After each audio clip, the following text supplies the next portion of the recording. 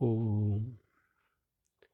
मूकं करोति वाचालं पङ्गुं लङ्घयते गिरिं यत्कृपातमहं वन्दे परिमानन्दमाधवम्।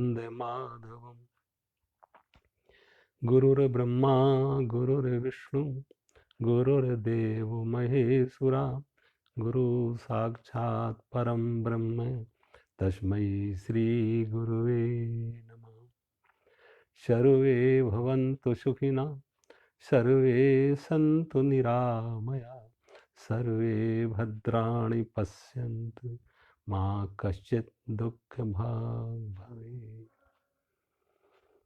कर्पूरगौरं करुणावतारं संसारसारं भुजगेन्द्रहारं सदा वसन्तं हृदयारविन्दे भवं भवानी सहितं नमामि। ओम शांति।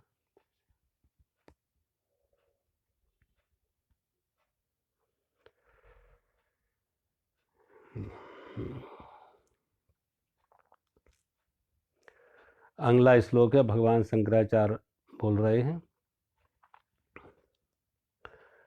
शत्रौ मित्रे पुत्रे बंधु मा कुरु यत्नं विग्रहे संधि। शत्रु मित्रे पुत्रे बंधु मा कुरु यत्नं विग्रहे संधु। सर्वन्यस अपि ना पश्यात्मानं सर्वस्मिन् अपि पश्यात्मानं सर्वतो सृज भेदज्ञानं।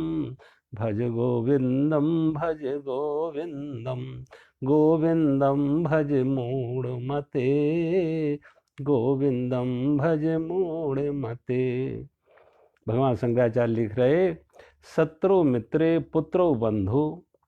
शत्रु में, मित्र में, पुत्र और बंधु बांधवों में, संबंधियों में माकुर यत्नम विग्रह संधु। उनसे जुड़ने या टूटने का यत्न ना करो, ना तोड़ने का यत्न करो, ना जोड़ने का यत्न करो। शत्रुओं से, मित्रों से, पुत्र या संबंधियों से न संबंध बनाने की कोशिश करो, न संबंध तोड़ने की कोशिश करो। सर्वन सपि पश्यात्मानम, सभी में अपनी ही आत्मा को देखो, सभी में अपनी आत्मा को ही देखो। और सर्वत्र से भेद अज्ञानम, और सभी में ये भेदभाव का भाव छोड़ो। अपना पराया, ऊंच नीच, छोटा बड़ा, गरीब और ये अनेकत्व, अनेक अनेक नहीं है, एक ही है। सागर की लहरें अनेक हैं लेकिन सागर एक है। और जैसे ये ज्ञान आ गया कि मैं सागर हूं, वो लहरों में अनेक लहरें होते हुए भी सभी लहरों में वो सागर को देख पा रहा है, अपने को ही देख पा रहा है। अगर जल रूप में देखो, सागर रूप में देखो, तो कैसी भी लहर हो, कितनी भी लहर हो, लेकिन सभी लहरों में एक जल ही है, एक सागर के ही अनेक रूप है।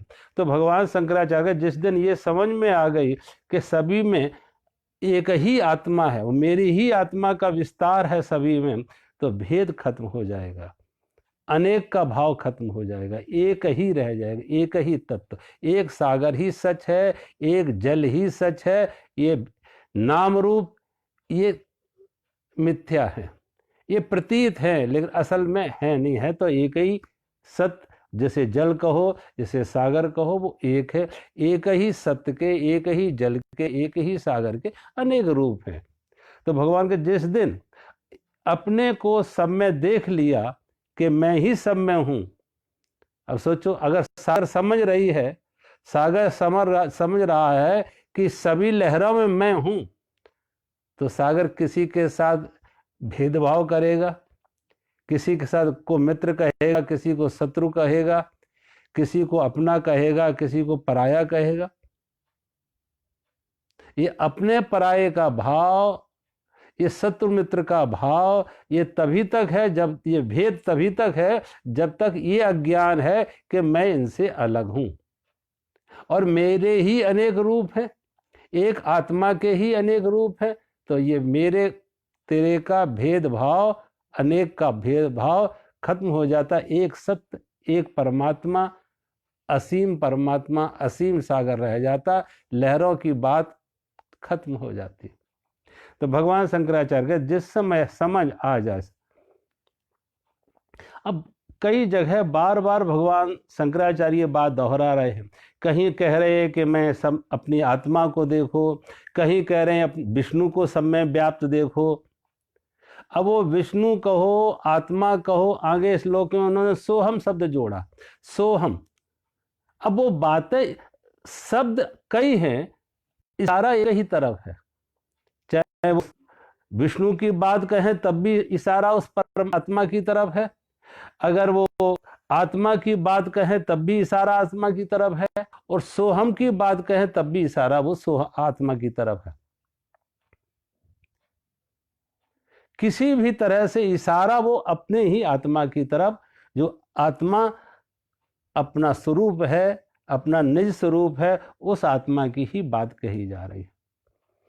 अब ये भगवान शंकराचार्य पश्य आत्मानम, अपने आत्मा को जानो। अगर अपनी आत्मा को जान लिया तो भेद खत्म हो जाएंगे।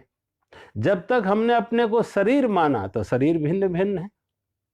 एक ही बाप के 4 बेटे, चारों के शरीर अलग अलग। जो बच्चे ट्विंस होते हैं, जुड़वा पैदा होते हैं, उनमें भी देखो, उनके भी शरीर में भेद होगा।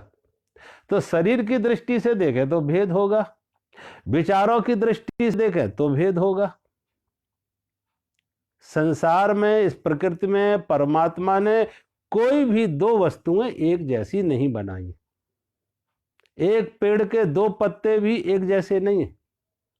एक माता पिता के 2 पुत्र जो जुड़वा हैं, एक साथ मां के गर्भ में रहे हैं, एक ही समय आगे पीछे उनके जन्म हुए हैं थोड़े, लेकिन उनमें भी कहीं ना कहीं अलग होंगे, शरीर से अलग होंगे, विचारों से अलग होंगे। तो भगवान की इस प्रकृति में कहीं पे पुनरावृत्ति नहीं है, रिपीटिशन नहीं है। तो शरीर से हम भिन्न हैं, विचारों से भिन्न हैं, मन से भिन्न हैं। अब ये भिन्नता तो है, मनुष्य मनुष्य में भेद है, स्त्री पुरुष में भेद है, पशु पक्षियों से भेद है, लताओं वृक्षों में ये भेद तो है, जो बाहर जगत में स्थूल है, ये स्थूल भेद दिख रहा।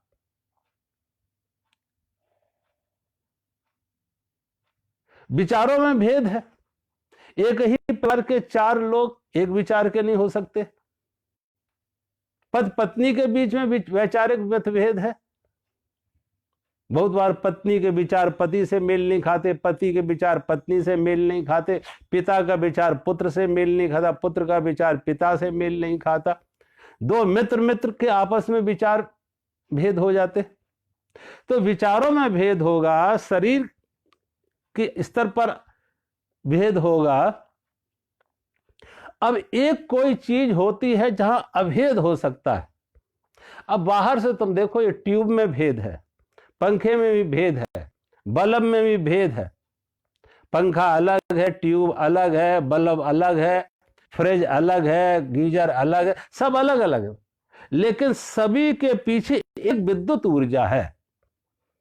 पंखा चलने के लिए भी बिजली चाहिए, ट्यूब को जलने के लिए भी बिजली चाहिए, बल्ब को भी जलने के लिए बिजली चाहिए, फ्रिज को चलने के लिए बिजली चाहिए, गीजर में पानी गर्म हो उसको भी बिजली चाहिए।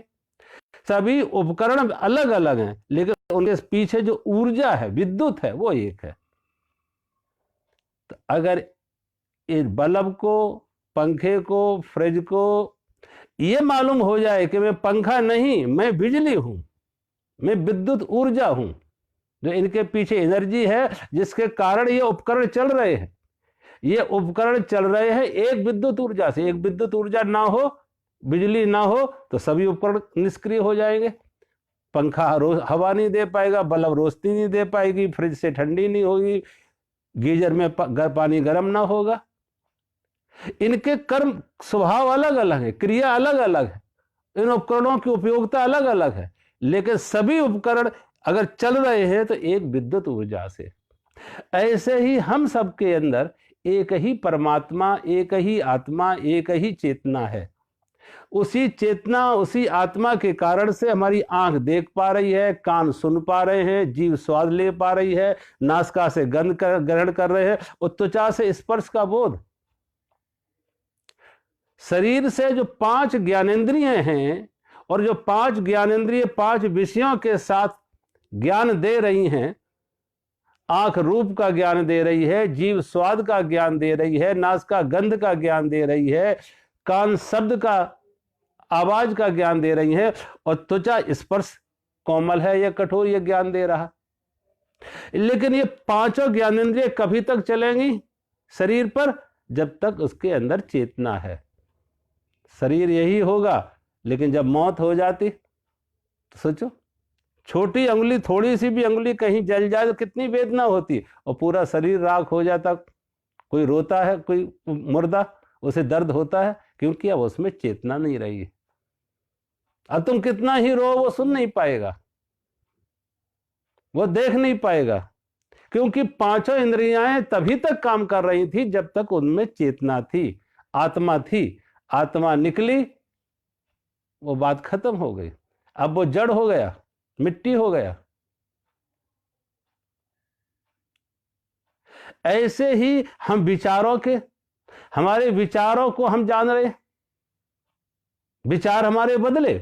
आज से 10 साल पहले कैसे विचार थे, 20 साल पहले कितने कैसे विचार थे, आज के क्या विचार है। विचार क्रमशः बदले, समय के अनुसार, परिस्थितियों के अनुसार, अपने अनुभव के अनुसार विचार बदले।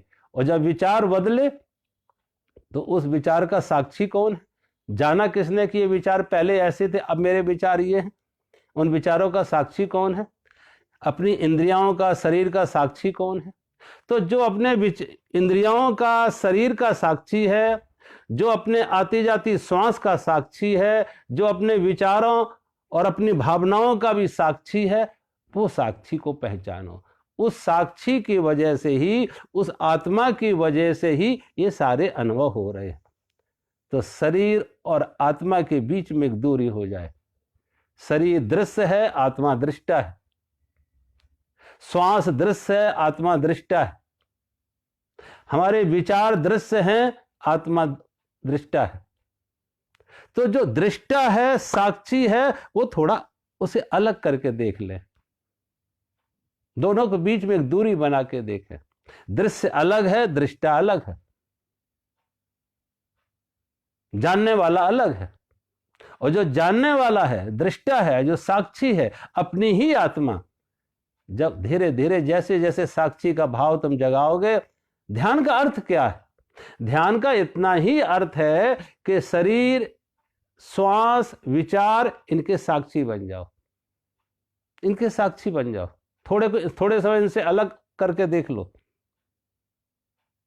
24 घंटे तो हमारा साक्षी इस शरीर विचार के साथ जुड़े रहते हैं। शरीर बीमार है तो मैं बीमार हूं, आंख से नहीं दिख रहा है तो मुझे नहीं दिख रहा है, कान से नहीं सुनाई दे रहा है तो मुझे नहीं सुनाई दे रहा, शरीर बूढ़ा हुआ तो मैं बूढ़ा हो रहा, मन परेशान है तो मैं परेशान हूं, मन अशांत है तो मैं अशांत हूं।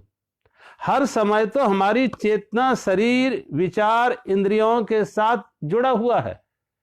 लेकिन ध्यान एकमात्र ऐसा है, ध्यान में उस साक्षी को अलग कर लो, साक्षी को अलग कर लो। शरीर में जो कुछ हो रहा हम उसे जान रहे, विचारों में जो कुछ आ रहे, आते जाते विचार, उनका भी मैं साक्षी हूं। जब साक्षी को अलग कर लो अपने विचार से, शरीर से, और साक्षी जब जैसे जैसे अलग होने लगेगा तो दोनों के बीच में एक दूरी बनेगी। शरीर दृश्य है, शरीर नाशवान है, आत्मा अविनाशी है। शरीर दृश्य है, आत्मा दृष्टा है। विचार बदले लेकिन आत्मा उसका साक्षी है, आत्मा नहीं बदली। अगर आत्मा भी बदली होती तो उस बदलाहट को जानता कौन? कि पहले मेरा शरीर ऐसा था अब ऐसा हो गया, पहले मेरे विचार ऐसे थे अब मेरे विचार ये हैं। ये जाना किसने? विचार तो बदल गए, ये खबर कौन कर रहा है कि पहले ऐसे थे अब ऐसे हैं? ये खबर कौन किया? पहले मेरा शरीर ऐसा था अब मेरा शरीर तो बदल गया, विचार बदल गए, लेकिन ये खबर कौन लाया? ये ज्ञान कैसे है कि पहले ऐसे था अब ऐसे है? कोई ऐसा है जो नहीं बदला है, और जो नहीं बदला है, जिसने जब हमारी बाल्यावस्था को देखा, जिसने हमारी किशोर अवस्था को देखा, जिसने हमारी जवानी को देखा, और जो मेरे बुढ़ापे को भी देख रहा है, वो कौन है? वो मेरा साक्षी है, वो मेरा आत्मा, वो मेरी आत्मा है, जो नहीं बदली है। तो धीरे धीरे साधना का यही अर्थ है कि साक्षी को अलग करके देखो, साक्षी को अलग करके देखो। शरीर विचार ये सब नाशवान है, आत्मा विनाशी है। शरीर विचार सब क्षणभंगुर है, आत्मा शाश्वत है।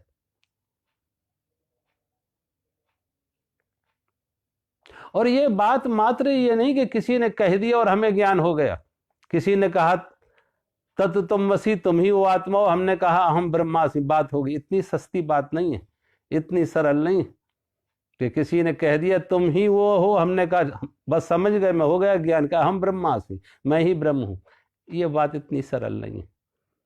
बार बार बार बार साक्षी भाव में उतरना होगा, बार बार साक्षी को ठहरना होगा। और जो इतना सरल समझते हैं, तो समय जब आता है तो वो सारा ज्ञान कुछ काम नहीं आता है। किसी व्यक्ति को वहम हो गया, किसी व्यक्ति को वहम हो गया कि वो तो चूहा है, किसी व्यक्ति को वहम हो गया वो चूहा है, और जब वो बिल्ली को देखे तो डर जाए। जब भी बिल्ली को देखे तो डर जाए कि मैं चूहा हूं, ये बिल्ली मुझे खा लेगी, मैं चूहा हूं, ये बिल्ली मुझे खा लेगी। घर के लोग भी बड़े परेशान, वो स्वयं भी बड़ा परेशान। उसके मन से ये बात जाती नहीं कि मैं चूहा हूं, मैं चूहा हूं। बिल्ली देखे डरे, भागे। कहते हैं उसे मनोचिकित्सक के पास ले गए, उसे मनोचिकित्सक के पास ले गए, साइकियाट्रिस्ट के पास ले गए। जब मनोचिकित्सक के पास ले गए तो मनोचिकित्सक ने उसे बार बार उसको ऑटो सजेशन दिया कि बार बार कहो मैं मनुष्य हूं, मैं मनुष्य हूं, मैं मनुष्य हूं, बार बार दोहराओ। वो दोहराने लगा, मैं मनुष्य हूं, मैं मनुष्य हूं, मैं मनुष्य हूं। कोई भी बातचीत हो, कोई प्रसंग हो या ना हो, लेकिन फिर भी वो बीच बीच में दोहराएगा मैं मनुष्य हूं, बिना प्रसंग के दोहराएगा मैं मनुष्य हूं, मैं मनुष्य हूं। मनोचिकित्सक को लगा कि अब ऐसे चूहा होने का वहम नहीं आएगा, और अब ऐसे बिल्ली से भय भी नहीं होगा। जो चूहा होने का भय भ्रम था और बिल्ली से भय था, वो अब इस नहीं होगा, क्योंकि ये बार बार दोहराने लगा कि मैं मनुष्य हूं, मैं मनुष्य हूं। मनोचिकित्सक ने उस व्यक्ति को हॉस्पिटल से रिलीव किया, हॉस्पिटल से मुक्त किया, निकाला। घर जा रहा था कि अब तो स्वस्थ हो गए तुम, अब बिल्ली से डर नहीं लगेगा। जब घर जा रहा था वापस, तो रास्ते में उसने एक बिल्ली को रास्ता काटते देखा, और जब एक बिल्ली को रास्ते से गुजरते देखा तो दौड़ा, एकदम कँप गया, आत्मा कँप गई उसकी। दौड़ा डॉक्टर की तरफ, हॉस्पिटल की तरफ। डॉक्टर ने पूछा क्या हो गया, ये शरीर कँप रहा है, इतना सांस तेज आ रही है, क्या हो गया, कौन सी मुसीबत, क्या संकट, क्या भय? ये व्यक्ति कहने लगा सड़क पर बिल्ली है। ये व्यक्ति कहने लगा सड़क पर बिल्ली है। डॉक्टर ने कहा सड़क पर बिल्ली है, लेकिन तुम्हें क्यों डर है? तुम तो मनुष्य हो, तुम्हें क्या डर है कि बिल्ली है तो रहने दो, तुम्हें क्या डर है कि तुम्हें भय क्यों है कि बिल्ली है? वो यह व्यक्ति कहता मुझे तो मालूम है मैं मनुष्य हूं, मुझे तो मालूम है कि मैं मनुष्य हूं, लेकिन ये बात बिल्ली को मालूम है कि मैं मनुष्य हूं, ये बात बिल्ली को भी मालूम है कि मैं मनुष्य हूं। बिल्ली तो मुझे चूहा नहीं मान रही। सोचो, ये ज्ञान, ये आरोपण कितना सतही है, कितना ऊपर ऊपर का है। ये सब ऊपर ऊपर के आरोपण हम कर लेते हैं, दोहराने लगते हैं अहम ब्रह्मास्मि, अहम ब्रह्मास्मि।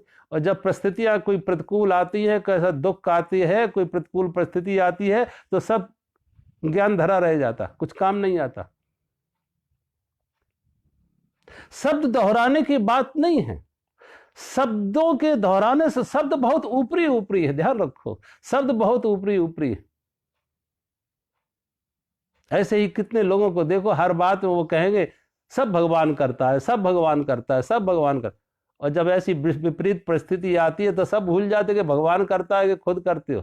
फिर रोना चिल्लाना हाय तोबा शुरू हो जाते। जागना होगा। ये सारे स्वप्न में ही हमने अपने को शरीर माना और स्वप्न में ही अपने को आत्मा मान लिया।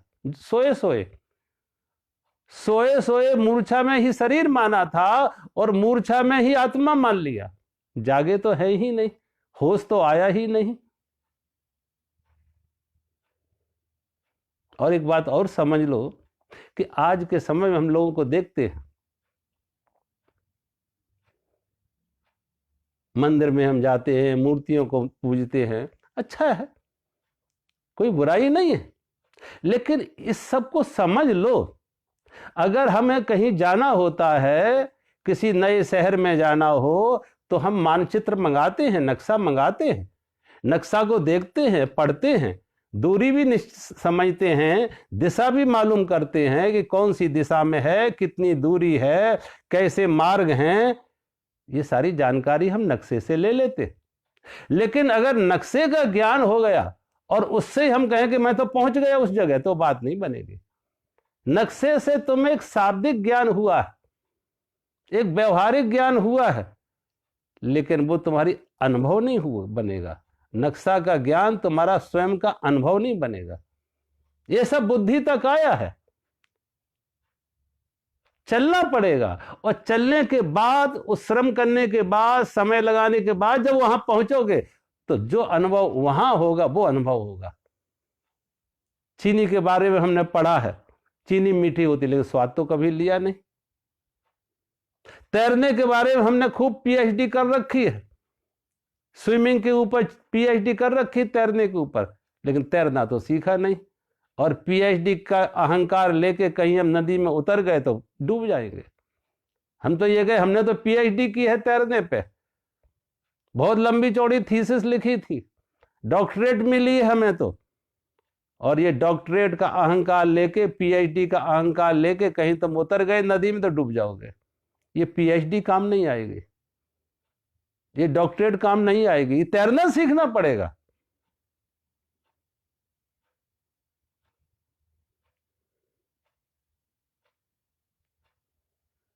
देखो, घर में अंधेरा हो, और घर में अंधेरा हो तो तुम सूरज का चित्र बना के पूजो।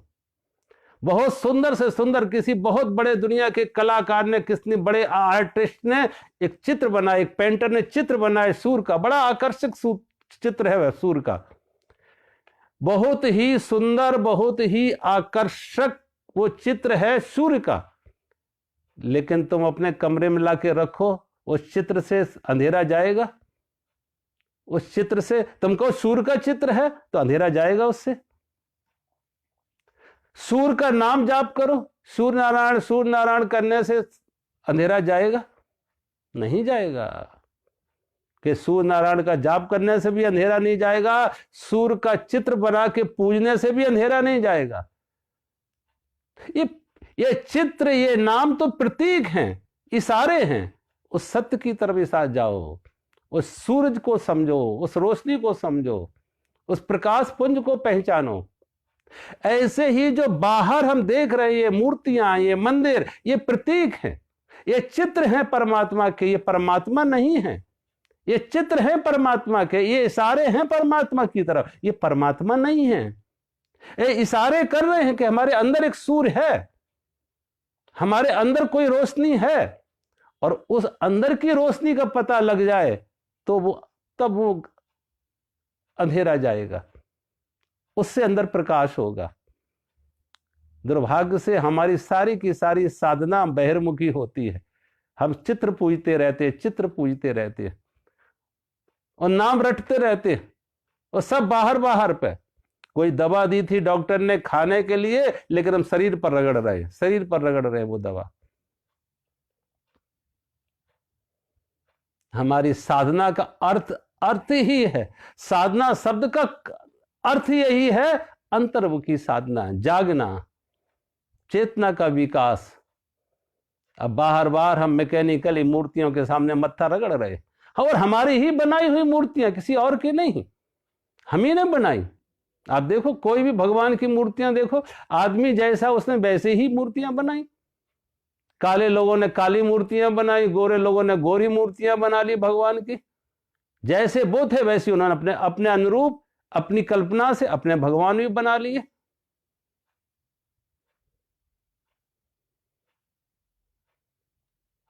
ये मूर्तियां, ये मंदिर, ये बाहर के रूप, ये बाहर की साधना सब हमारी स्वयं की कल्पनाएं हैं। ये स्वयं की कल्पनाएं हैं। इन मूर्तियों को भगवान मत मान लेना और यही मत अटक जाना। ये तो तुम्हें सहारे थे। एक बच्चे को चलना सिखाना हो तो वाकर का सहारा देते हैं। एक बच्चे को चलना सिखाने के लिए वाकर का सहारा देते हैं कि वाकर के माध्यम से धीरे धीरे उसके पैरों में जोर आए, ताकत आए और वो चलना सीख जाए, फिर वाकर छोड़ देता। अगर वो जीवन भर वाकर से ही चलता रहे तो उसके पैरों में जोर कहां से आएगा, उसके पैरों में चलने की ताकत कैसे आएगी? अगर वाकर ही जीवन भर पकड़ा रहा। कुछ समय के लिए, साल 2 साल ठीक है, वो बच्चा वाकर का सहारा ले रहा है, 6 महीने ले ले, 8 महीने ले ले, 10 महीने ले ले, 1 साल ले ले, वाकर का सहारा ले ले। लेकिन अगर जीवन भर वाकर के सहारे चलने का अभ्यास उसने किया तो अपंग हो गया, तो उसके चलने की शक्ति खत्म हो जाएगी। ऐसे ही ये मूर्ति, ये मंदिर, ये शास्त्र अंतर्मुखी होने की साधना थी। सूर्य बाहर, ये सब बाहर सूर्य के चित्र है, ये सूर्य नहीं है। ये भगवान के चित्र है, ये भगवान नहीं है। ये राम के चित्र, कृष्ण के चित्र, विष्णु के चित्र, ये कृष्ण विष्णु नहीं है, ये कृष्ण नहीं है, ये राम नहीं है, ये शिव नहीं है। वो शिव तो हमारे अंदर है, वो राम तो हमारे अंदर है, चेतना रूप में। आज देखो जैसे इन्होंने इस्कॉन वालों ने नाम दिया है, इस्कॉन का अर्थ ही है कि कृष्णा कॉन्शसनेस। इस्कॉन का अर्थ है international society for Krishna consciousness. तो कृष्णा जो है वो कॉन्शसनेस है। कृष्णा ये आइडल नहीं है, कृष्णा ये मूर्ति नहीं है, कृष्णा कॉन्शसनेस है। कृष्ण हमारी चेतना है, राम हमारी चेतना है, विष्णु हमारी चेतना है, और चेतना में प्रकाश है। अब तुमने चित्र तो बना दिया कृष्ण का, राम का, लेकिन उससे रोशनी होगी, उससे प्रकाश मिलेगा, उससे मोक्ष मिलेगा। जो हमारे अंदर कृष्ण है साक्षी रूप में, आत्मा रूप में, जो हमारे अंदर राम है साक्षी रूप में, उसे पहचानो, उसको समझो। और वही साक्षी हमारे श्वास शरीर का साक्षी है, हमारे विचारों का साक्षी है। हमारे विचार कब कैसे आते हैं, शांत मन है, अशांत मन है, अनुकूल विचार है, प्रतिकूल विचार है, ये कौन जान रहा है? शरीर रुग्ण है, स्वस्थ है, बीमार है, कौन जान रहा है? कौन है इसका साक्षी? उस साक्षी पे ठहरो, उस साक्षी को इस शरीर और विचारों से अलग रख करके देखो। इसी को कहा है दृग दृष्ट विवेका, कि ये दृश्य है और इसका कोई दृष्टा है, कोई साक्षी है। जैसे जैसे उस साक्षी भाव में हम जाएंगे, जैसे जैसे उस साक्षी भाव में जाएंगे, फिर वहां पे सब में एक भाव आ जाएगा कि जो साक्षी मेरे अंदर आत्मा रूप में है, वही आत्मा, वही चेतना सभी में है। मित्र में भी वही साक्षी है, शत्रु में भी वही साक्षी है, पुत्र में भी वही साक्षी है, संबंधियों में भी वही साक्षी है। अपनी ही आत्मा के अनेक रूप हैं। एक ही, जैसे मैंने कहा, बिजली की एनर्जी, बिजली की ऊर्जा, एक ही बिजली अनेक अनेक उपकरणों में काम कर रही है। उपकरण अलग अलग हैं, बिजली एक है। ऐसे ही चेतना एक है, हमारे अंदर भी वही चेतना है, मित्र के अंदर भी वही चेतना है, शत्रु के अंदर भी वही चेतना है, पुत्र के अंदर भी वही चेतना है, वही आत्मा है, और संबंधियों के साथ भी वही। तो अब जहां सब एक ही चेतना का खेल है, तो किसके साथ संधि और किसके साथ विग्रह, किससे जुड़ोगे और किससे हटोगे, किसकी तरफ दौड़ोगे, किसकी तरफ से दौड़ोगे, किसकी तरफ मुंह करके दौड़ोगे, किसी की तरफ पीट करके दौड़ोगे, किससे संबंध बनाना चाहोगे, किससे संबंध बिगाड़ना चाहोगे। ना कुछ संबंध बनाने की बात रही, ना बिगाड़ने की बात रही। अपना ही तो एक रूप है, अपना ही तो खेल है, हर नाम रूप में, हर जीव में अपना ही तो एक रूप है, परमात्मा है, अपनी ही चेतना, अपनी ही आत्मा सब में है। तो भगवान शंकराचार्य लिख रहे हैं, मां कुरु यत्नम विग्रह संधि, मत करो इस ऐसा कोई यत्न कि जिसमें हम जुड़ने का और तोड़ने का, ना जुड़ने की बात, क्योंकि यत्न कोई भी है, ध्यान रखो, यत्न प्रयत्न, जैसे हम कहते प्रयत्न मानी एफर्ट, क्रिया, कोई भी क्रिया, कोई भी प्रयास, कोई भी एफर्ट श्रम लाएगा, और श्रम में शक्ति का क्षय होगा, श्रम में थकान आएगी। और आत्मज्ञान के लिए श्रम नहीं चाहिए, क्रिया नहीं चाहिए, अक्रिया चाहिए, विश्राम चाहिए। परमात्मा है विश्राम। जो सुख धाम राम असनामा, जो सुख धाम राम असनामा, सकल लोकदायक विश्रामा। रामचरितमानस में भगवान ने क्या लिखा कि राम कौन है? जो सुख धाम राम असनामा और सकल लोकदायक विश्रामा, जो सभी को विश्राम दे वो राम। तो परमात्मा क्रिया में नहीं है, अक्रिया में है। परमात्मा श्रम में नहीं है, विश्राम में है। तो मां कुरु यत्नम, भगवान कह रहे कोई प्रयास ना करो कि तोड़ने की और जोड़ने की। संसार से रिश्ता ना तोड़ना है ना जोड़ना है। तुम कुछ तोड़ने से तोड़ नहीं पाओगे, जोड़ने से कुछ जोड़ नहीं पाओगे। जाग जाओ बस। स्वप्न में हम कभी तोड़ते हैं तो कभी जोड़ते हैं, कोई कहीं रिश्ता बनाते हैं तो कहीं रिश्ता बिगाड़ते हैं, कोई शत्रु है कोई मित्र है। और आंख खुल गई, अगर आंख खुल गई, नींद टूट गई, स्वप्न टूट गया, तो सारा यत्न खत्म हो जाता। ना शत्रु कोई रहा, ना मित्र कोई रहा, ना अपना कोई रहा, ना पराया कोई रहा। अपने पराये का भाव खत्म हो गया। ये सारा हमारे मन ने अपने पराये पैदा किए थे, हमारे मन का प्रक्षेपण था, हमारे मन की कल्पनाएं थी कि ये अपना है, ये पराया है, ये शत्रु है, ये मित्र है, इससे सुख मिल रहा, उससे ना कहीं सुख मिल रहा, ना कहीं दुख मिल रहा, ना कहीं सुख मिल रहा। ध्यान रखना, शत्रु से दुख नहीं मिल रहा और मित्र से सुख नहीं मिल रहा। ध्यान रखो, कोई सुख नहीं दे रहा, कोई दुख नहीं, अपने मन का प्रक्षेपण है। जहां आज सुख मिलता कल दुख भी मिलने लगता, और जहां कभी दुख मिलता तो सुख मिलने लगता। सब बदलता है, हमारा मन बदलता तो संबंध बदल जाते। जैसे जैसे हमारा मन बदलता है, हमारे विचार बदलते हैं, हमारी कामनाएं बदलती हैं, बाहर के रिश्ते बदल जाते, बाहर के सुख दुख बदल जाते। तो भगवान शंकराचार्य शत्रु मित्रु पुत्रे बंधु मां कुरु यत्नम विग्रह संधु सर्वनप्स पश्चात्मानम सर्वतोसृज भेद अज्ञानम। और जहां ये समझ में आ गया कि अपनी ही आत्मा का विस्तार है, अपनी ही आत्मा अनेक रूप में है, एक सागर की ही अनेक लहरें एक ही सागर की हैं। सागर एक है, लहरें अनेक हैं, सभी लहरों में एक ही सागर समाया हुआ है। अपनी ही आत्मा के अनेक रूप हैं। जिस दिन ये समझ में आ गया, उस दिन अपने सहज में एक परमात्मा, एक अपनी आत्मा ही देखेगी, भेद खत्म हो गया। ये अनेकत्व का भेद, ये मेरे तेरे का भेद, ये विभाजन का भेद, ये शत्रु मित्र का भेद, ये खत्म हो गया। सब में वही परमात्मा है, हमारी ही आत्मा के ये विस्तार है।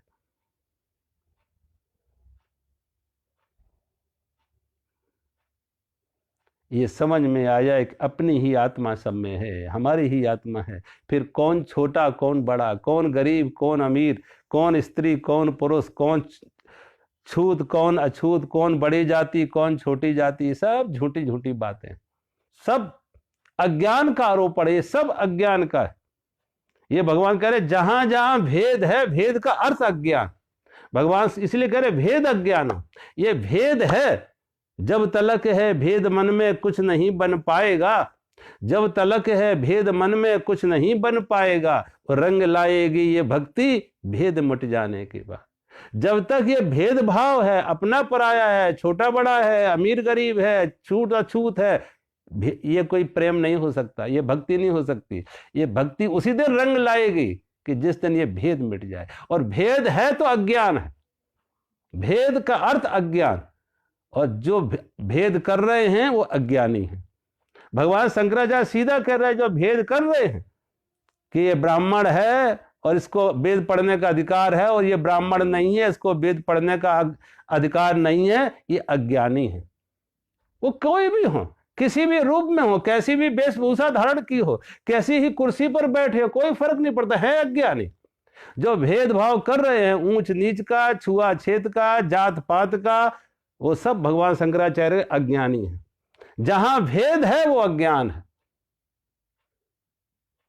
तो और जहां पे ये अज्ञान गया तो भेद खत्म हो जाएगा।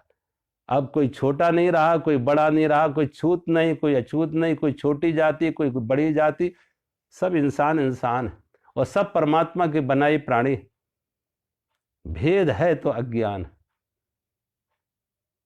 लेकिन दुर्भाग्य से जो हैं अज्ञानी लेकिन माने बैठे हैं अपने को ज्ञानी, हैं अज्ञानी और माने बैठे हैं ज्ञानी, क्योंकि लंबी लंबी डिग्रियां लिख रखी हैं, बड़ी बड़ी पोथियां पढ़ रखी हैं, लेकिन वो भूल गए कबीर की वो वाणी के पोथी पढ़ पढ़ जगमुआ पंडित हुआ न कोई। ये पांडित्य आ सकता है तुम्हें, पोथी पढ़ने से प्रज्ञा नहीं जगेगी, पांडित्य आ सकता है। और ये भेदभाव है, ये पांडित्य, ये दिमाग बढ़ा, दिल नहीं बढ़ा, प्रेम नहीं बढ़ा, तर्क वितर्क बढ़ गए, प्रेम नहीं बढ़ा, तो ये अज्ञान है। कि इससे ज्ञान नहीं आएगा। जब ज्ञान वही है असल में जहां प्रेम आए, जहां भेद मिटे, ढाई आखर जहां आ जाए, ढाई आखर प्रेम के पढ़े सो पंडित हो।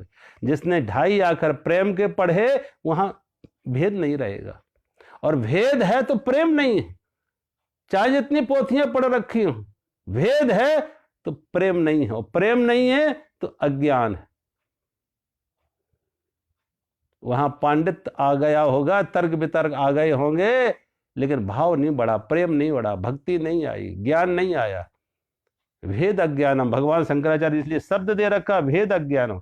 सर्वतो सृज भेद अज्ञानम, सर्वत्र हर जगह त्याग करो भेद अज्ञान का, ये मेरे तेरे का बंटवारे का, कि इस व्यक्ति को वेद पढ़ने का अधिकार है, उसको नहीं है, ये छोटा है, ये बड़ा है, ये ऊंच है, ये नीच है, ये छूत है, ये अछूत, ये ना समझी की बात है, ये अज्ञान की बात है। लोग जब बड़ी बड़ी कुर्सियों में बैठ के किसी वेशभूषा बना के, कोई संत का, महापुरुष का वेशभूषा बना के ये बातें कहते हैं, तो लोगों में लोग गुमराह हो जाते कि ऐसी बड़ी कुर्सी वाले इस तरीके की ये कोई शंकराचार्य बात कह रहे हैं तो सही होगी, लेकिन मालूम नहीं ये शंकराचार्य भी अज्ञानी है। ये अज्ञानी है। जो भेद की बात कहे, जो भेद की बात कहे वो अज्ञानी। सीधा सीधा भगवान शंकराचार्य कह रहे हैं भेद अज्ञानम।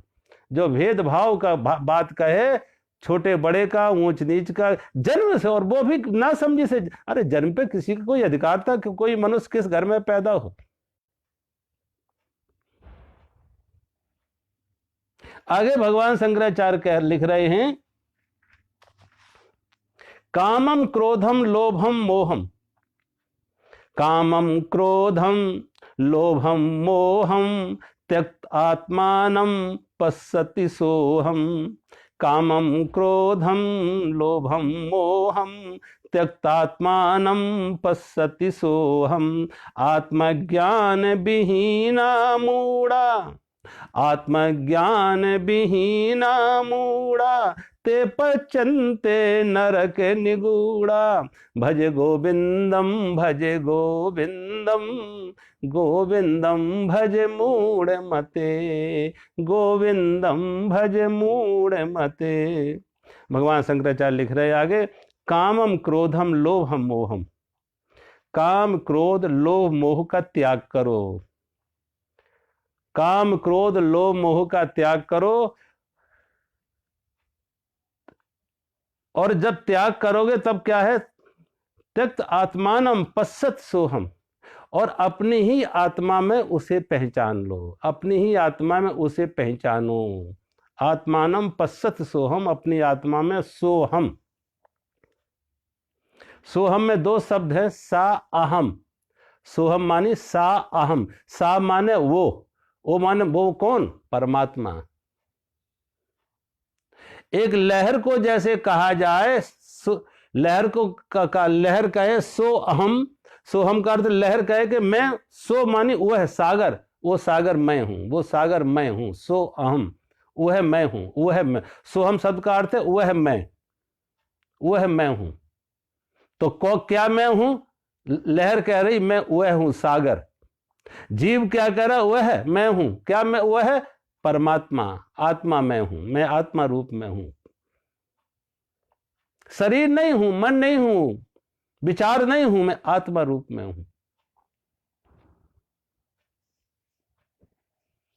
और जिस समय यह होश आ गया कि मैं वह हूं, मैं आत्मा हूं, ये समय ये आ गया, तो उसके जो काम, क्रोध, लोभ, मोह सहज में गए। देखो ये चारों की चारों बातें कब आती हैं?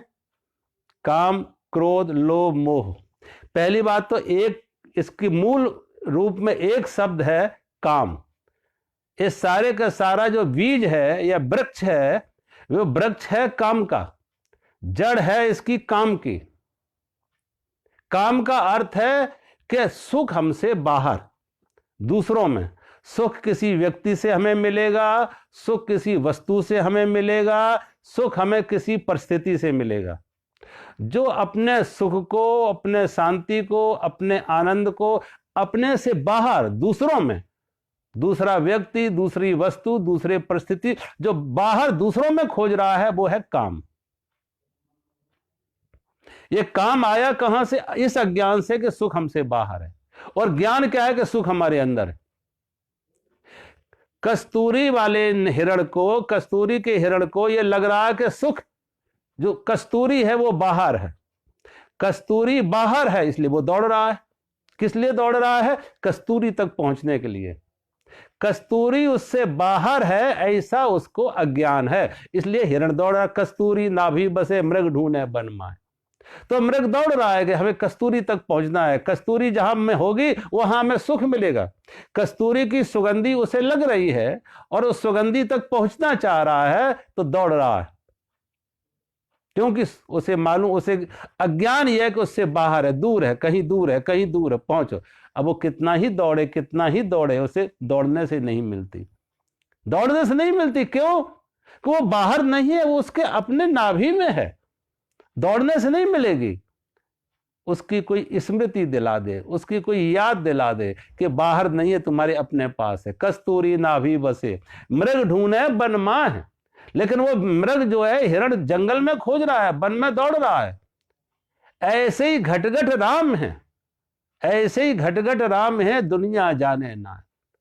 संत लिख रहे कि जैसे कस्तूरी वाला हिरण बाहर कस्तूरी खोज रहा है, ऐसे ही हम भगवान को बाहर खोज रहे।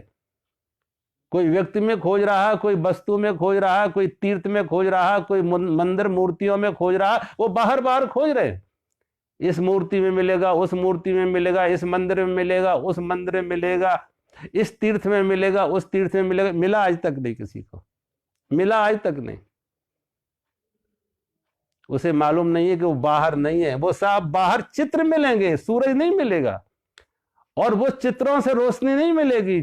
और जो सूरज असल में है वो तुम्हारे अंदर है, वो राम तुम्हारे अंदर है, वो कृष्ण तुम्हारे अंदर है, वो देवी शिव तुम्हारे अंदर, शिव तत्व तुम्हारे अंदर है। अपने अंदर जिन्होंने झांका, अपने अंदर जिन्होंने देखा, उसके लिए थोड़ी कोई किसी गुरु की कृपा हो, कोई साधना सिखाए कि थोड़ा अंतर्मुखी हो, साक्षी में उतरो।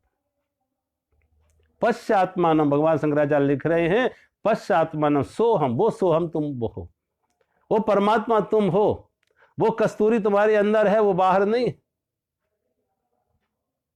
लेकिन कितने लोगों को हमने देखा, जीवन भर लोग दौड़ते रहते हैं, दौड़ते रहते हैं, दौड़ते रहते हैं। जैसे छोटे बच्चे कभी खिलौने पकड़े बैठते थे, खिलौने से खेलते हैं, अभी बड़ी उम्र इन्होंने खिलौने दूसरे पकड़ लिए। कई लोगों को हम देखते हैं कि वो मूर्तियों के प्रति उनका इतना आकर्षण होता है कि कुछ तो मूर्तियों को अपने साथ साथ लेके घूमते हैं। ठाकुर जी का भोग लगाना है, ठाकुर जी को शयन कराना है, लड्डू गोपाल को साथ लेके घूमते कुछ लोग।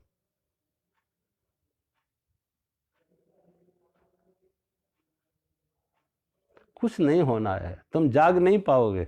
ये सारी मूर्छा का खेल है, ये सारे मूर्छा खेल है। ये मन ने तरह तरह के स्वप्न बना रखे, और चारों तरफ के माहौल में लोग ऐसी इस मूर्छा को, इस स्वप्न को और बढ़ाने वाले।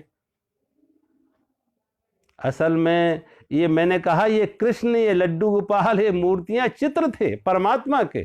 परमात्मा नहीं है, परमात्मा के चित्र हैं। जैसे सूर्य का चित्र रोज सूर्य नहीं होता है, सूर्य का चित्र इशारा बताता है कि सूर्य जैसी कोई सत्ता है जिससे तुम्हारा अंधेरा मिटेगा। ऐसे ही परमात्मा जैसी सत्ता है, वो तुम्हारे अंदर है। अंदर के सूर्य को जगाओ, अंदर की रोशनी में उतरो। वो कृष्ण हमारे अंदर है, वो राम हमारे अंदर है, वो शिव हमारे अंदर है। उस शिव तत्व को, उस राम तत्व को, उस विष्णु तत्व को अपने अंदर थोड़ा झांको, जागो, इस मूर्छा से जागो। जीवन भर लोगों को देखा इसी तरीके के कर्म कांड में उलझे उलझे, अंत में वही काम, वही क्रोध, वही लोभ, वही मोह, वही आकर्षण, वही दुख, वही पीड़ा, वही संताप। कोई सुख नहीं, कोई आनंद नहीं, कोई मस्ती नहीं।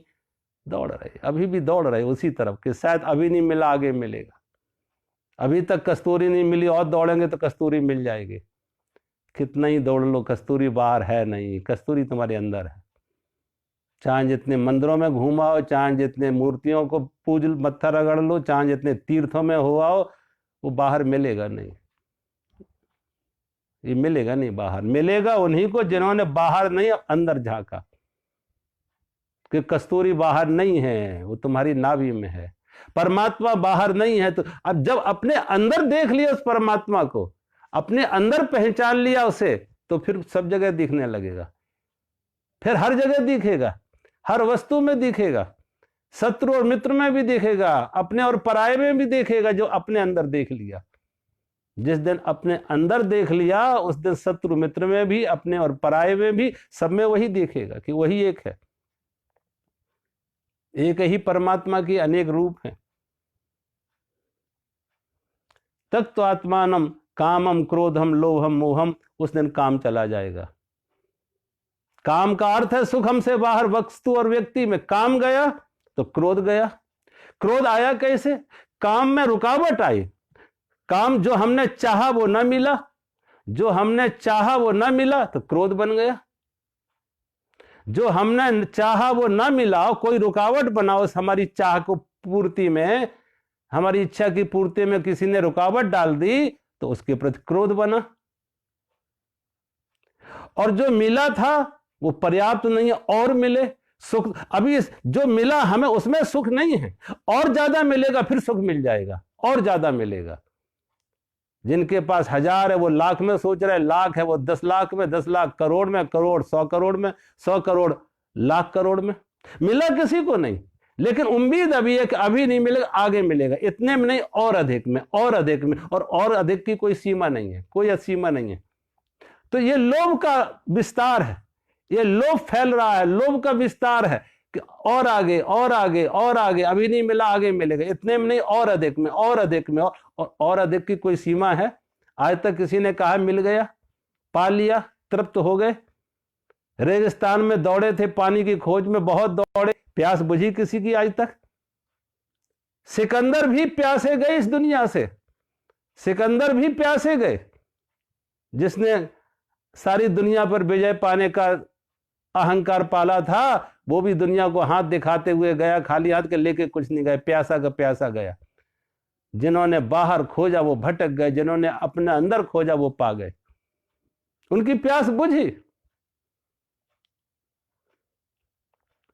तो काम आया तो क्रोध आया, काम में विघ्न पड़ा, रुकावट आई तो क्रोध बना, और काम की पूर्ति हो गई। जो चाहा था वो मिल गया, लेकिन जो मिला है वो और मिले, और मिले, अधिक मिले, तब सुख में। अभी सुख नहीं मिला, और अधिक मिले, और अधिक मिले, और अधिक की कोई सीमा नहीं। दौड़ते रहो, लोभ, वो लोभ दौड़ाएगा। और जो मिला है वो छूट ना जाए, छिन ना जाए, उसके प्रति मोह है, आसक्ति है कि जो मिला है। जो धन मिला है धन ना छूट जाए, जो पद मिला है वो पद ना छूट जाए, वो परिवार मिला है वो परिवार ना छूट जाए, जो मिला है वो मुझसे छूट ना जाए, तो मोह पैदा हो गया।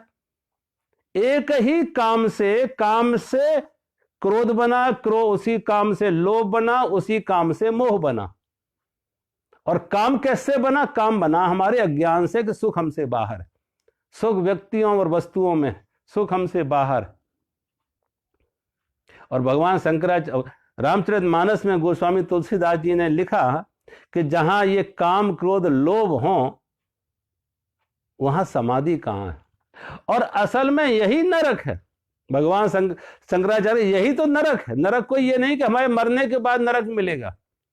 अब तो लोग ये कहने लगे, कहते हैं अभी लोग जब मरने के बाद जाते हैं नरक में तो वहां के यमदूत पूछते हैं, यमराज पूछते हैं कहां से आए?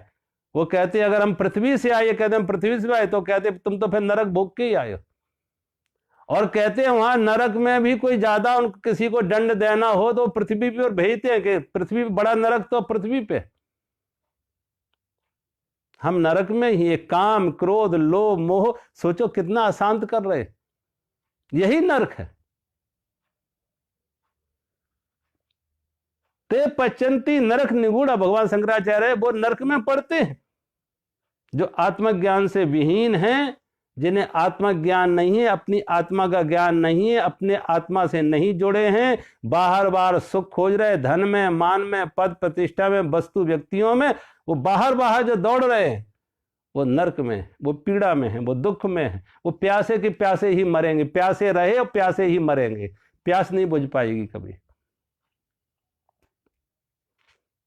रामचरितमानस में गोस्वामी तुलसीदास जी ने इसी को कहा, ये बात पित्त कफ की तरह, काम बात कफ लोभ अपारा, काम बात कफ लोभ अपारा, और क्रोध पित्त निज छाती जारा, और प्रीत करें जो तीनों भाई, काम बात कफ लोभ अपारा, और क्रोध पित्त निज छाती जारा, प्रीत करें जो तीनों भाई, उपजय सन्निपात अधिकाई। तो एक रोग वस नर मरे, एक रोग वस नर मरे, ये असाधि बहु व्याधि, और संतत पीड़ ही जीव को, सो कि मिलहे समाधि। गोस्वामी तुलसीदास जी लिख रहे कि काम बात, काम क्या है? बात, काम बात है, जो आयुर्वेद में त्रिदोष कहते हैं। जैसे आयुर्वेद में त्रिदोष क्या है? बात पित्त कफ। बात, अगर किसी में ज्यादा बात बढ़ जाए तो भी आदमी की मौत हो जाती है, किसी में बहुत पित्त बढ़ जाए तो भी मौत हो जाती है, किसी के अंदर बहुत कफ बढ़ जाए तो भी मौत हो जाती है। और यहाँ शंकर भगवान गोस्वामी तुलसीदास जी लिख रहे अगर किसी में तीनों ही बड़े हों, बात भी बड़ा हो, पित्त भी बड़ा हो, कफ भी बड़ा हो, त्रिदोष तीनों बढ़े हुए हों, तो सोचो उससे तो मौत होनी ही है। तो उन्होंने अब यहां पे क्या है, इसका हम आध्यात्मिक अर्थ हमारे मन से कैसे जोड़ा कि हमारे अंदर जो काम है वो बात है, जो क्रोध है वो पित्त है, और जो लोभ है वो कफ है। और लोभ के साथ एक शब्द और जोड़ दे कि अपारा, काम और बात कफ लोभ अपारा। इस लोभ की कोई सीमा नहीं, जितना मिलता उतना कम, और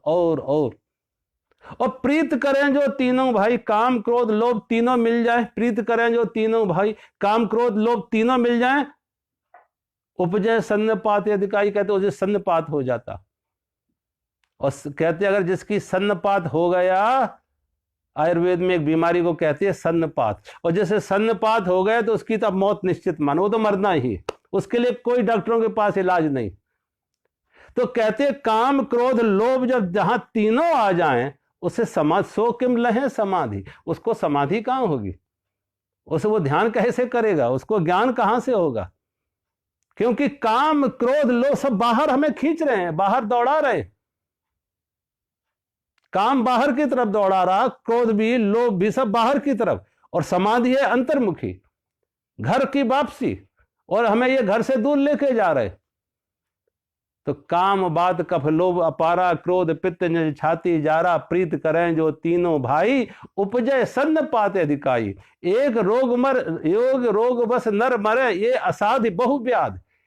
ये असाध्य व्याधि ऐसी है जिनका इलाज नहीं है। और सो किम लय है समाधि, उसे समाधि कहाँ है, उसके मन में शांति कहाँ आएगी।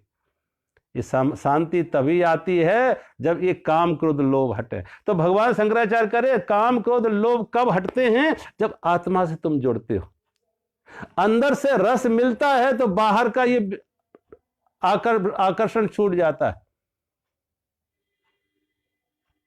अंदर से प्यास बुझती है, पानी मिलता है तो बाहर की प्यास छूट जाती है, बाहर की भागदौड़ छूट जाती है। मैंने कहा ना, जब वृक्ष में नए पत्ते आते तो पुराने झड़ जाते, झाड़ झड़ा हटाने नहीं पड़ते, नए आते तो पुराने झड़ जाते। हीरा हाथ में आता है तो पत्थर छूट जाते, हीरा आया हाथ में तो पत्थर छूट जाते। अमृत का पान किया तो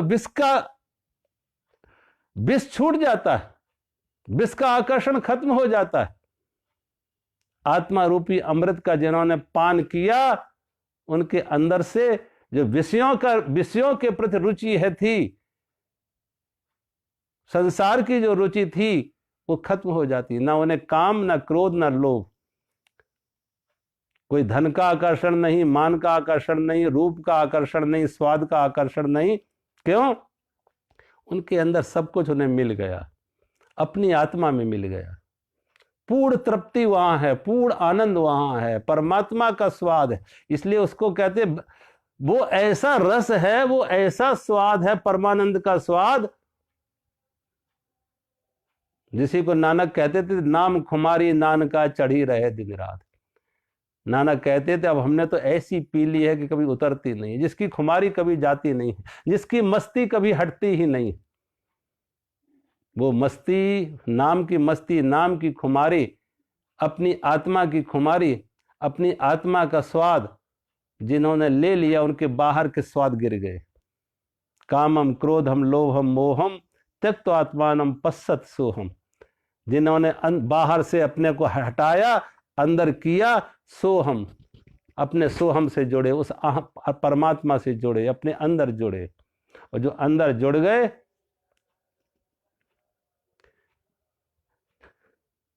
जो अंदर से जुड़ गए, उनके बाहर के आकर्षण खत्म हो गए। और जो अंदर से नहीं जुड़े हैं, भगवान शंकराचार्य अगली लाइन ये भी लिख रहे हैं कि जो अंदर से नहीं जुड़े हैं, आत्मज्ञान विहीना मूढ़ा, जो आत्मज्ञान से विहीन है, ते पचंती नरक निगूढ़ा, वही तो नरक में पड़ते हैं। जो आत्मज्ञान से विहीन का अर्थ है कि अभी भी उनकी दौड़ बाहर बाहर की, धन की, मान की, पद की, प्रतिष्ठा की, परिवार, दौड़ बाहर बाहर। खूब दौड़ो, खूब दौड़ो, जितना दौड़ सकते दौड़ो। ये उम्र भी तुम्हें कम पड़ जाएगी, पहुंचोगे नहीं। अंत में जाके हताशा और निराशा ही मिलेगी। इन बूढ़ों को जाके पूछो, वो भी यही कहेंगे पहुंचे, मिला नहीं कुछ। दौड़े तो बहुत, श्रम बहुत किया, समय खूब लगाया, लेकिन मिला कुछ नहीं। हाथ खाली, दिल भी खाली। ते पचंती न, जो आत्मज्ञान से विहीन है, ते पचंते नरक निगूढ़ा, वही तो नरक में पड़ते हैं, वही दुख में पड़ते हैं, वही अशांत और पीड़ा बोझ लिए घूम रहे। उनके पास दौलत बहुत होगी, लेकिन बहुत बार उनके दौलत को ना देखो, उनके अंदर की स्थिति देखो। उनके घर नहीं है, हॉस्पिटल बन गए, रोटी कम खाते हैं, दवाइयां ज्यादा, एयर कंडीशन कोठियां हैं, लेकिन कंपोज खा खा के सो रहे। उनके चेहरे पर कहीं भी अंदर से कोई शांति नहीं, सुख नहीं है, आनंद नहीं है, मस्ती नहीं है। अंदर के गम भूलने के लिए ऐसे लोग देखो शराबें पीने लगते, नशे करने लगते। अंदर इतनी पीड़ा है, अंदर इतना नरक है, अंदर इतना तनाव है, अंदर इतनी अशांति है कि अब उसे कैसे दबाएं। तो बाहर से दबाने की चेष्टा कर रहे, शराब पी के दबाओ उसे, कोई ड्रग लेके दबाओ उसे। उनके चेहरे झूठे होते हैं क्योंकि लोग, उनके चेहरे पर जो मुस्कान है वो भी झूठी है। सच में अंदर से वो रो रहे हैं, लेकिन ऊपर से दिखावटी उनके चेहरे पर मुस्कान है। और वही बेचारे दूसरे लोग भ्रम में आ जाते कि इनके चेहरे खिले हुए हैं, वो उनकी कोठी देखते, उनकी कार देखते ही समझ लेती है सुखी हैं। बेचारे दूसरे भोले लोग भी दौड़ते हैं कि जब इन्हें मिल गया तो साथ है, उन्हें मिला कुछ नहीं। अगर एक भी ईमानदार आदमी अगर ईमानदारी से बात कहे तो एक भी नहीं मिलेगा कि जो दौड़ रहा बाहर वो धन के लिए, पद के लिए, प्रतिष्ठा, जो दौड़ रहे, एक से भी पूछ लो क्या मिला। आज से 10 साल पहले तुम कैसे थे, आज से 20 साल पहले कैसे थे, सुख बढ़े या दुख बढ़े, हर व्यक्ति यही करेगा। हाल धन वाला, हाल पद वाला ये व्यक्ति यही करेगा कि पहले सुखी थे, पहले सुखी थे। तो सुख नहीं बढ़े, दुख और बढ़े, अशांति और बढ़ी, तनाव और बढ़ा, बीमारी और बढ़ी। जब बीमारी बढ़ी तो इलाज किसका कर रहे थे? फिर इलाज भी चलता रहा और बीमारी भी बढ़ती रही, दौड़ भी जारी रहा और दूरी भी बढ़ती रही, मंजिल से दूर भी होते गए, दौड़ते भी गए। अगर मंजिल से दूर ही जाना था तो दौड़ किस काम आई? तुम्हें दूर और दूर हो गए अपने मुकाम से, अपनी मंजिल से, अपने लक्ष्य से। दुख बढ़ाने के लिए श्रम किया था, अशांति बढ़ाने के लिए श्रम किया था, तनाव बढ़ाने के लिए श्रम किया था। दुख बढ़े, अशांति बढ़े, तनाव बढ़ी, पीड़ा बनी, बढ़ी, दौड़ अभी भी वही है, ये उसी के लिए किया था। और खुद जो चूक गए फिर बच्चों को धकेल देते कि तुम दौड़ लो, अब हमें नहीं मिला, अब तुम दौड़ो। किसी तरह से अपने को आत्म शांति, आत्म सांत्वना दे लेते कि भीड़ दौड़ रही है, सारी दुनिया दौड़ रही है, भीड़ के देख के आत्म सांत्वना दे लेते, झूठी झूठी सांत्वना अपने को दे लेते कि भीड़ दौड़ रही है, सारी दुनिया दौड़ रही है इसलिए हम भी दौड़ रहे हैं। कोई इक्के दुक्के हैं जो इस दौड़ से बाहर है, कोई नानक, कोई महावीर, कोई बुद्ध, कोई कबीर, कोई मीरा, कोई चैतन्य, जो इस दौड़ से बाहर है। इक्के दुक्के, बकाया सारी भीड़ तो इसी तरफ है, तो वो भी बेचारे दौड़ रहे। आज नहीं तो कभी, नहीं सही इस जन्म में नहीं मिला तो शायद अगली जन्म में।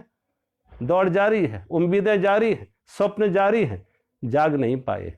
ते पचंती नरक निगुड़ा, भगवान शंकराचार्य कह रहे जो आत्मज्ञान से विहीन है वही तो नरक की पीड़ा भोग रहे हैं। इसलिए भज गोविंदम, भज गोविंदम, गोविंदम भज मूढ़मते। भगवान शंकराचार्य कह रहे भगवान का भजन करो, बाहर की दौड़ बहुत हो गई, बहुत हो गई। जब जागो तभी सवेरा, जब ये मूर्छा टूटे, जब इस स्वप्न से जागो तभी सवेरा। आंख खुल जाए, स्वप्न टूट जाए तो जीवन का वो यत्न कर लो जो जिससे तुम उस परमात्मा से जुड़ सको, अंतर से जुड़ सको। और परमात्मा बाहर नहीं, तुम्हारे अंदर है। वो तुम्हारा बर्थ राइट है, जन्मसिद्ध अधिकार है, तुम्हारे अंदर है। कहीं खोजना नहीं है, कहीं जाना नहीं है, सिर्फ जागो। तो आज कथा को यहीं विराम देते हैं। हरि ओम।